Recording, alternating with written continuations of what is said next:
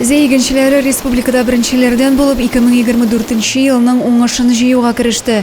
50 гектарлы кырда Зәй агрофирмасы комбайнчылары көзге будай суктыра. Әлеге культураны хуҗалыкта барлыгы 5499 гектар мәйданда үстергәннәр. Көз көне бик коры булды. Яз көне вегетация башлангач, 2 атна кырау төште, көн сайын минус 4-5-6 градуска кадәр. Шуңа карамастан язгы көзге будайлар бөтенсе яхшы җитештеләр. Берінде пересев та булмады. Аллага шөкер, 50 гектар басуга кирдек менә бүген. 50 сентнер урожай өмет итәбез инде.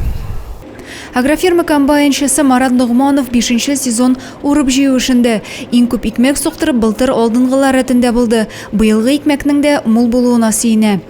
Быелгы уңышлар әйбәт, мул күренә. Алла бирсә, исән-сау, югалтуларсыз, әйбәт кенә җыеп алырбыз. Урып җыю барышы район башлыгы Разиф Кәрим фатихасы белән башланды.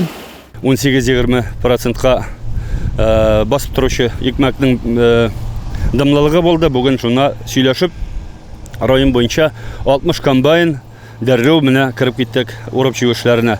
Икмәкле ел булсын, булган исәнемен җыеп алырга туры килсен. Район буенча бертөкле культуралар 40 000 гектарга якын мәйданны били, арпа культурасы 11 000 гектардан артык. 17 500 гектарда көзге будай үстерелгән. Урып җыю эшендә 60-ка якын комбайн эшләячәк. Ашлык ташу өчен йөк машиналары да җәлеп ителгән.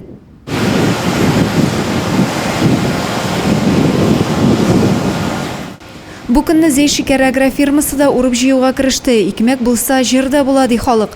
Икмәк суктыруны республикада беренчеләрдән булып башлаган районыбыз уңыш күләме буенча да алдынгылыкны бирмәс дигән өметтә калабыз. Адилә Бирханова, Максим Майоров, Александр Тимофеев, Зәй хәбәрләре.